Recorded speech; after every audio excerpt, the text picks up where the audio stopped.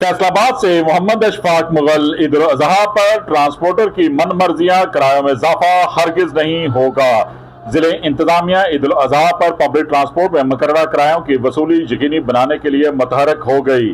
Deputy commissioner captain retired Nadeem Nasir का district regional transport authority traffic police के मुश्तरका squad field में उतारने का हुक्म। ओवर चार्जिंग व गुंजाइश से ज्यादा सवारियां बिठाने पर बस और वैगन को बंद कर दिया जाएगा।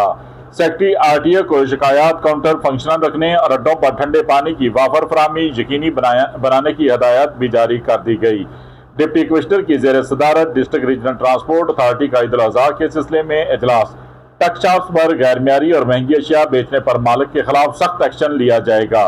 मुसाफिर बसों में जानवर लोड नहीं होने चाहिए। किरायानामा नुमाया जगहों पर आवेजा होना चाहिए। अड्डों में पेनाफ्लेक्सिस पर भी किरायानामा दर्ज हो। मुसाफिरों को टिकट लाजमी दी जाए। एलपीजी वाली गाड़ियों का अड्डों में दाखिला बंद किया जाएगा। बुजुर्गों के लिए किरायों में खसूसी राहत दी जाएगी।